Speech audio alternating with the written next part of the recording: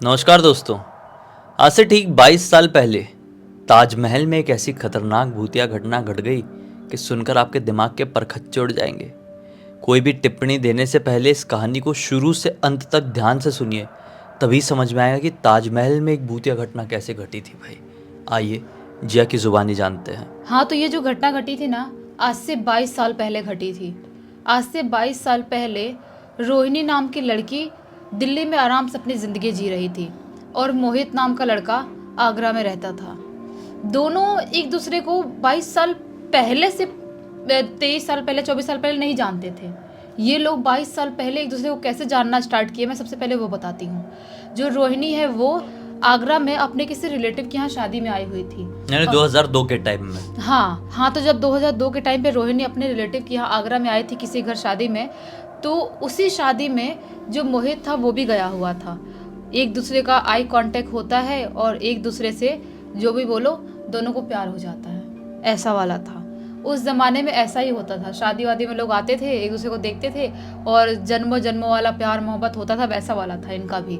एक दूसरे को देख के बहुत ज़्यादा खुश हुए थे। उसके बाद ये लोग अपने आसपास का टेलीफोन नंबर एक्सचेंज कर लिए थे कि जो रोहिणी है उसी घर पे टेलीफोन था लेकिन मोहित के घर पे नहीं था, तो उसने अपने पास के टेलीफोन का नंबर उसको वो प्रोवाइड कर दिया था।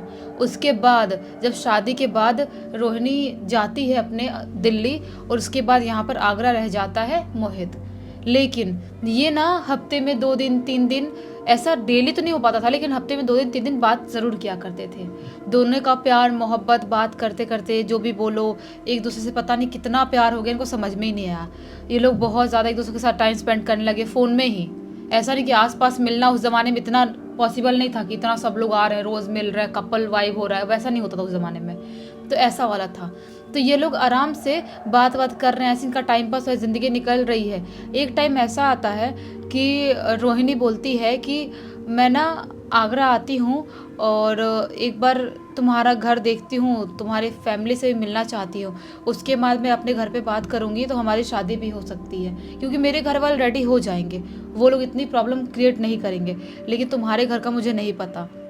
तो मोहित बोलता है कि ठीक है ना, आ जाओ तुम आगरा और मैं तुम्हें आगरा घुमा भी दूंगा। उतने अच्छे से मेरे पॉइंट ऑफ व्यू से तो नहीं घूमी होगी ना, क्योंकि मैं यहीं के रहने वाला हूँ, मेरी पूरी ज़िंदगी यहीं पर गई है, तो मैं तुम्हें अच्छे से अपनी नज़रों से पूरा आगरा घुमाऊंगा। ताजमहल में भी तुमने घूमी होगी या नहीं भी घूमी होगी तो वहाँ पर भी घुमाऊंगा। रोहिणी बोलती है कि नहीं, एक बार ताजमहल आई तो थी, दिल्ली से आगरा उतना दूर नहीं है। तो मेरे स्कूल का ट्रिप था, तो स्कूल के ट्रिप के दौरान मेरे जो भी स्कूल के स्टूडेंट्स थे उनको टीचर्स लेके आए थे, तो उस टाइम पे मैं आई थी आगरा और ताजमहल भी घूमी थी। लेकिन मैं ना कभी ताजमहल को उतने करीब से उतने अच्छे से वो फील नहीं कर पाई, क्योंकि बहुत जल्दीबाजी में थे। मुझे एक बार घूमना है, अच्छे से एंजॉय करना है। तो मोहित बोलता है कि एक काम करो, आ जाओ तुम अपने घर पे बात कर लो और कुछ भी बहाना दे दो, एग्ज़ाम का या फॉर्म का कुछ भी बोल के आ जाओ। तो रोहिणी जो थी अपने घर पे बात करती है और उसके रिलेटिव तो आगरा में रहते ही थे। बोलती है कि उनके यहाँ से रह के मैं ना अपना एक फॉर्म डाल दूँगी जॉब का, और उसके बाद कुछ कंफर्म होगा या जो भी नहीं होगा मैं 2-4 दिन में घर वापस दिल्ली आ जाऊँगी। तो रोहिणी के घर वाले जाने के लिए अलाउ कर देते हैं। अपने रिलेटिव के यहाँ वहाँ पर आगरा आ जाती है रोहिणी। उसके बाद जिस दिन आती है उसके दूसरे दिन ही कोई फॉर्म डालने के बहाने अपने घर से निकल जाती है और जिस लोकेशन पे मिलने वाली थी मोहित से, उस लोकेशन मिलने के लिए पहुंच जाती है। मोहित से एक पर्टिकुलर लोकेशन मिलती है। उसके बाद मोहित और रोहिणी दोनों मिलके ये लोग आगरा यानी कि ताजमहल देखने जाते हैं। आगरा में ये ताजमहल के ना 3-4 गली बोल दो छोड़ के अंदर ही रहता था। मोहित बहुत करीब रहता था और जो रोहिणी भी जो आई थी वो भी उसका भी रिलेटिव घर बहुत ताजमहल के करीब था। तो ये लोग वॉक करते करते और वहाँ की फेमस चीज़ें खाते पीते ताजमहल देखने के लिए पहुँच जाते हैं। उसके बाद पूरा वहाँ का व्यू देखती है, ताजमहल को बहुत करीबी से देखती है, उसको बहुत सुंदर लगता है, सोचती है वाह यार कितना सुंदर है, मतलब कोई चीज़ इतनी सुंदर कैसे हो सकती है। रोहिणी पूरी तरह से देखने में खो गई थी। सब कुछ देखते देखते तो मोहित बोलता है कि क्या करें, कहीं और घूमने चलना है या कोई फिल्म लगी होगी बाई चांस टिकट मिल गई तो जा सकते हैं। तो बोलती है रोहिणी नहीं नहीं नहीं, इतना छूट नहीं मिलने वाला, किसी रिलेटिव घर पे आई हूँ और वो भी फैमिली है मेरी, मुझे ऐसा इतना टाइम तक नहीं छोड़ेगी, अभी मैं बस जाऊँगी घर थोड़ी देर में। तो फिर बोलता है मोहित कि अच्छा जाओगी, फिर थोड़ा सा और घूम लेते हैं ना बाहर। तो रोहिणी बोलती है कि यार मुझे ना यहाँ पे ऐसा लग रहा है कि काश मैं रात के टाइम में आती और एक बार ताजमहल को बहुत करीबी से महसूस कर पाती जब कोई नहीं होता।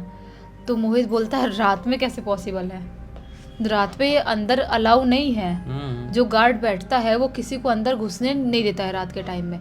तो रोहिणी बोलती है तो क्या तुम यहाँ पर रहते हो, इतने साल से आगरा में ही पले बड़े हो और ताजमहल के इतने करीब होने के बाद क्या तुमने कोई जुगाड़ू रास्ता नहीं पता कि जहाँ से हम घुस जाएं और रात के टाइम एंजॉय कर लें। तो अब मोहित के वो वाली बात आती है, ईगो वाली बात कि ऐसे कैसे मेरे को नहीं पता है, मैं हमेशा से यहीं पर रहा हूँ। बोलता है कि हाँ मुझे पता है एक रास्ता है जहाँ से हम दोनों जा सकते हैं और गार्ड को भनक भी नहीं लगेगी। तो ये बोलती है कौन सा रास्ता? वो बोलता है मैं बताऊँ क्यों, तुम आओ और तुम्हें बहुत बड़ा सरप्राइज़ भी मिलने वाला है। ये बोलती है कैसा सरप्राइज़? बोलता है तुम आओ तो सही, बोलो तुम कब आना चाहती हो।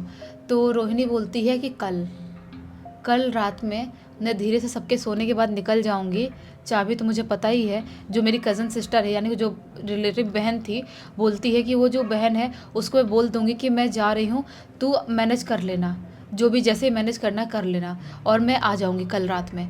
तो मोहित बोलता है ठीक है चलो फटाफट इसी खुशी में घर जाते हैं और कल रात में आने की तैयारी करते हैं।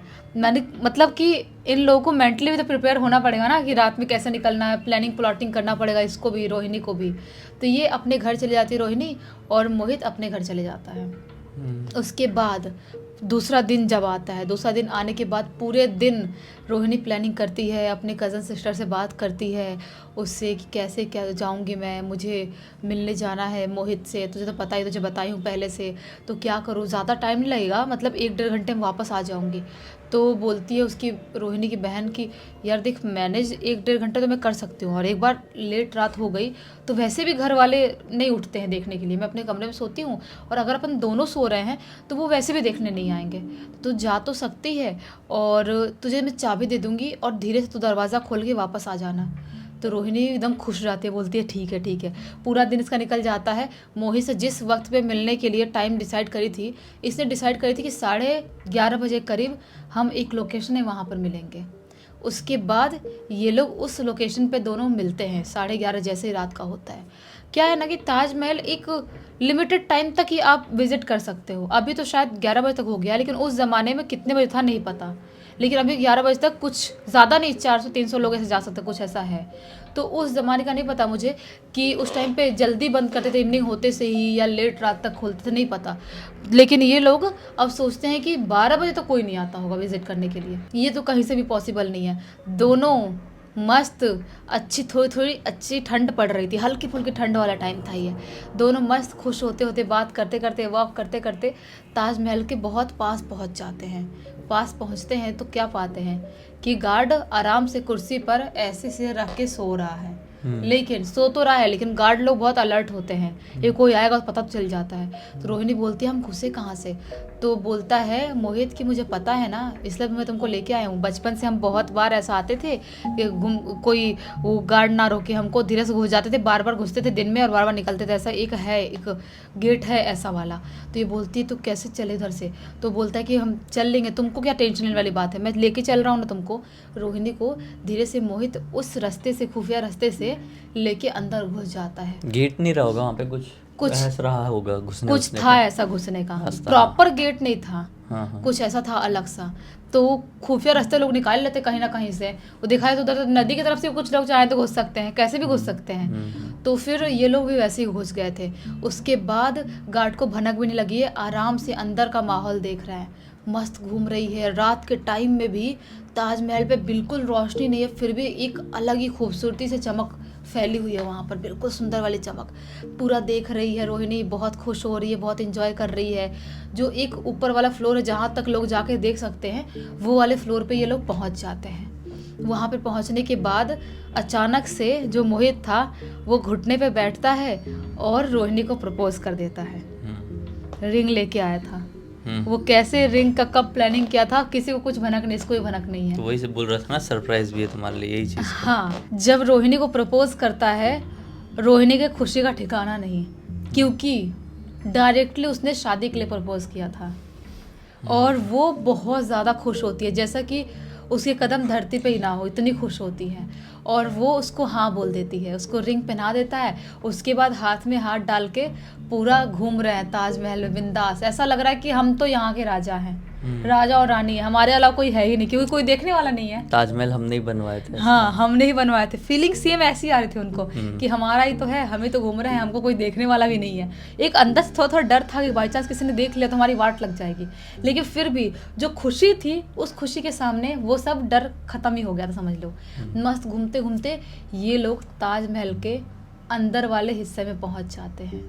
अंदर वाले हिस्से में, जहाँ पर ज़्यादा पैसे देके अभी भी जाना पड़ता है, वो वाले हिस्से में वो लोग पहुँचते हैं और वहाँ पे घूमना चालू कर देते हैं। इन लोगों को एक बूंद भी भनक नहीं थी कि हमारे साथ क्या होने वाला है। जैसे ही ताजमहल के अंदर वाले हिस्से में पहुँचते हैं, वैसे ही अचानक से फड़फड़ाते हुए बहुत सारे चमगादड़ इनके सिर के पास उड़ने लगते हैं। बहुत सारे चमगादड़ फड़फड़ाते हुए ऐसे ऐसे इनके सिर के पास उड़ने लगते हैं। अचानक से डर जाते हैं, क्योंकि कोई भी चमगादड़ अपने पास अचानक से देखेगा, एक तो आवाज़ भी करते हैं उड़ते उड़ते, तो किसी को डर नहीं लगेगा, वो भी झुंड में है इतने सारे। तो रोहिणी डर जाती है और मोहित का हाथ पकड़ लेती है।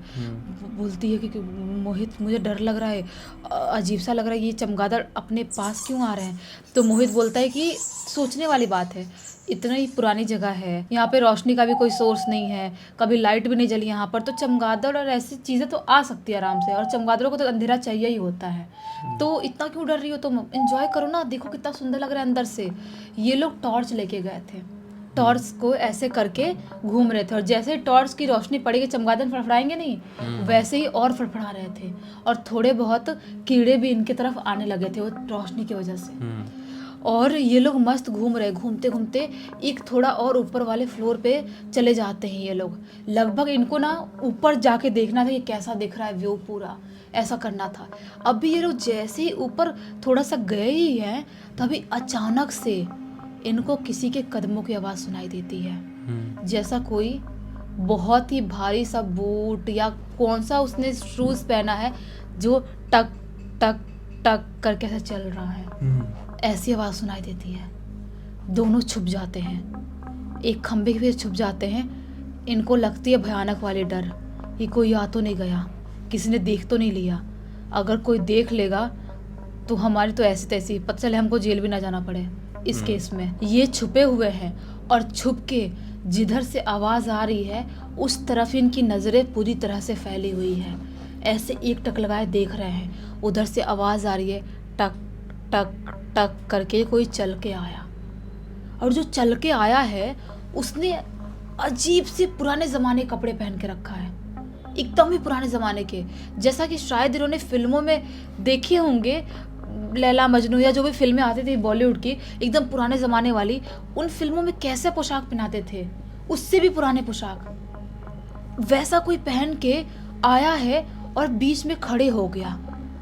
और बीच में जैसे ही खड़े हुआ, वहाँ पे थोड़े बहुत मशाले जल रही हैं, थोड़े बहुत दिए लगे हुए हैं, और रोशनी फैल गई अचानक से ताजमहल में। और ये इनके लिए बहुत ही ज़्यादा शॉकिंग था। अजीब सा एक दूसरे का हाथ पकड़े पकड़े अंदर ही अंदर घबरा रहे हैं, डर रहे हैं, क्योंकि अचानक से आप कहीं खड़े हो, छुपे हुए हो, वहाँ पे रोशनी फैल जाए और अचानक से कुछ एक्टिविटीज़ होने लग जाए तो कोई भी इंसान अंदर से घबरा जाएगा।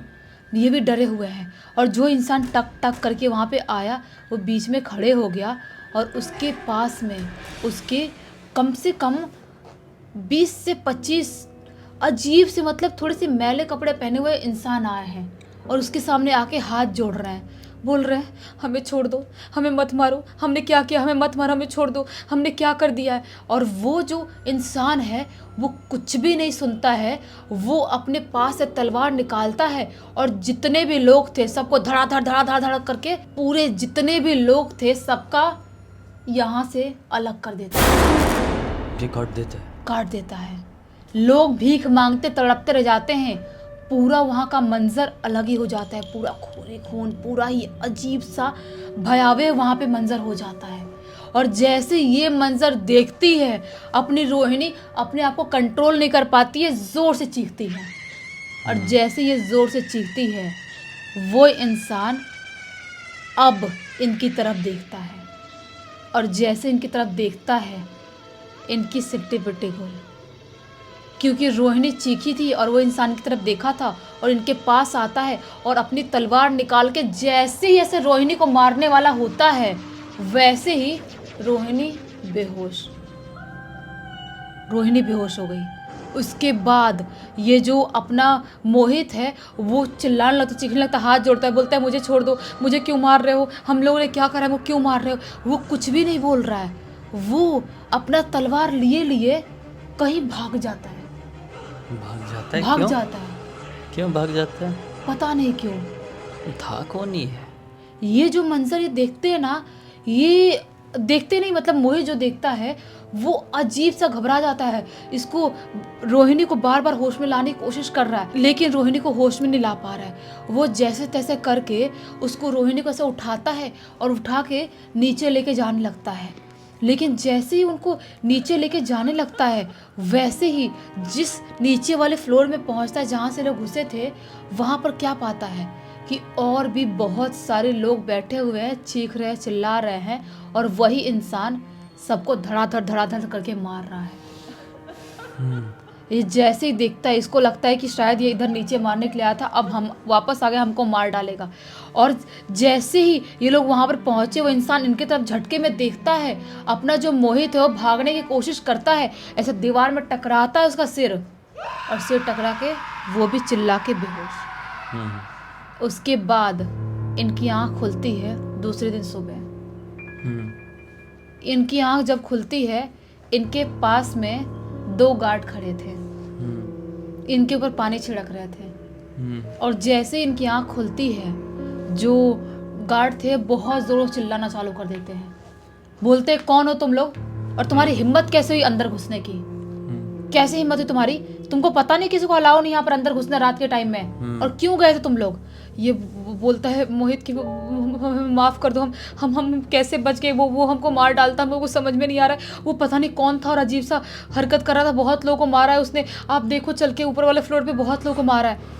गार्ड बोलते हैं हमें पता है यहाँ पर किसी को किसी ने नहीं मारा है और जो तुम्हारे साथ हुआ है वो हमने भी एक्सपीरियंस कर चुके हैं। ये बोलते क्या एक्सपीरियंस।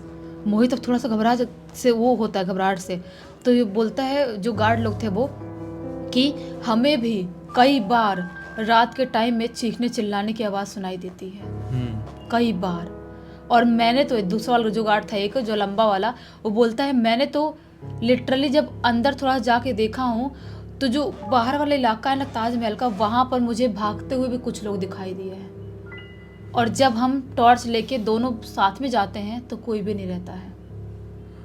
तो यहाँ पर अब झूठ है सच है नहीं पता, लेकिन थोड़ी बहुत एक्सपीरियंस हमने भी करे हैं। तुम्हारी हिम्मत कैसे हुई जाने की, अभी मैं तुमको पुलिस में देता हूँ। मोहित हाथ पैर जोड़ने लगता है, बोलता है हमें माफ़ कर दो, हमें माफ़ कर दो, हमारी बिल्कुल भी मनसा नहीं थी ऐसे आने की, हम तो बस ऐसे ही आए थे थोड़ा सा देखने के लिए, रात के टाइम में देखना था। तो गार्ड बोलता अगर रात को देखना ही था तो 7 बजे 8 बजे जब लोग जाते हैं उस टाइम पर जाते, आधी रात में तुमको अकेले आने की क्या जरूरत थी। ये बोलते हमें माफ़ कर दो। गार्ड बोलते कि ठीक है आज तो हम जाने दे रहे हैं लेकिन आज के बाद तुम लोग यहाँ पर दिखना भी मत। उनको छोड़ देते हैं और डर उनको ये भी होगा कि अगर इनको पुलिस ले गई तो हमारे ऊपर भी तलवार लटकेगा कि तुम लोग कैसे देख रहे थे जो कोई घुस गया अंदर, इसीलिए वो लोग छोड़ देते हैं। उसके बाद ये लोग अपने अपने घर जाते हैं। रोहिणी अपने घर तो आ जाती है, मोहित भी अपने घर चले जाता है, लेकिन उसके बाद से रोहिणी की तबीयत खराब होनी चालू हो जाती है। रोहिणी की बहुत तबीयत खराब हो रही है। वो फ़ोन कर रहा है, जिस टेलीफोन का उसने नंबर दिया था रोहिणी ने, वहाँ पर उठाई नहीं, आए नहीं रहे बात करने के लिए। अब हार पछता के एक दिन वो उसके रिलेटिव घर पे जाता है। उसके रिलेटिव घर पे जाते तो क्या पाता है कि रोहिणी बहुत बुरी तरह से बीमार है, बेड पे पड़ी हुई है। उसके यहाँ पर गले पे बहुत ही अजीबोगरीब निशान है, जैसा किसी ने उसको बहुत बुरी तरह से यहाँ पे चोट पहुँचाया हो। और बस वो चिल्ला रही है, चीख रही है, अजीबोगरीब हरकत कर रही है। और अभी उसके घर वाले भी यहाँ पर आए हुए हैं। ये चीज़ देख के जो मोहित था वो बहुत रोने लगता है कि ये सब कुछ मेरे वजह से हुआ, मैं क्यों उसको लेके गया। उसके घर वालों से बात करता है और उसकी तबीयत ख़राब इतनी ज़्यादा हो गई थी, बहुत सारे हॉस्पिटल में बहुत सारी जगहों पे ले जाते हैं, लेकिन रोहिणी सर्वाइव नहीं कर पाती है, वो ख़त्म हो जाती है। उसकी जान नहीं बच पाई। नहीं, दिल्ली में ले गए, दिल्ली में बहुत हॉस्पिटल दिखाए, सब कुछ कराया, लेकिन वो नहीं बच पाई, ख़त्म हो गई। और जो मोहित है वो इस गम से कभी उभर ही नहीं पाया। फिर मोहित ने शादी किया कि नहीं की? नहीं, उसने अभी शादी भी नहीं कुंवारा की। है अभी तक? अभी भी मोहित की उम्र अच्छी खासी हो गई है, उस टाइम पे उम्र हो गई यही 23-24 साल की, लेकिन अभी तक मोहित ने शादी नहीं किया है और अभी भी वो कुंवारा है। अभी भी वो रोहिणी को पूरी तरह से भूल नहीं पाया है। बाप रे। और इस घटना की कहानी किसने लिख के भेजा? ये जो मोहित है ना, उसके ही भाई के लड़के आरब ने लिख के भेजा है। चलो बहुत अच्छा हुआ आरव ने इस घटना की जानकारी हमको दिया, जिसके ज़रिए एक बहुत अच्छी सीख आज सभी को मिल पाई, थोड़ा बहुत मनोरंजन भी। इसी बात पे अब तक इस वीडियो को देख लिए हैं तो लाइक ज़रूर कर देना, चैनल को सब्सक्राइब करके बेल आइकन दबा के ऑल के ऑप्शन में क्लिक करना है, क्योंकि इसी तरह के हैरान कर देने वाले खौफनाक वीडियोस डेली आप लोग के सामने लेके आते रहते हैं। इंस्टाग्राम की लिंक इस वीडियो के डिस्क्रिप्शन बॉक्स में मिल जाए, क्लिक करके डायरेक्टली वहाँ पर पहुँच जाना। और इसी तरह की कोई भी कहानी, टॉपिक या जानकारी आप लोग के पास भी है तो लिख भेजना, हो सकता है हमारा अगला वीडियो कल आपके हिसाब से बन रहा हो। तो चलिए कल फिर से मिलते हैं, तब तक के लिए बहुत बहुत धन्यवाद। आपका दिन शुभ हो।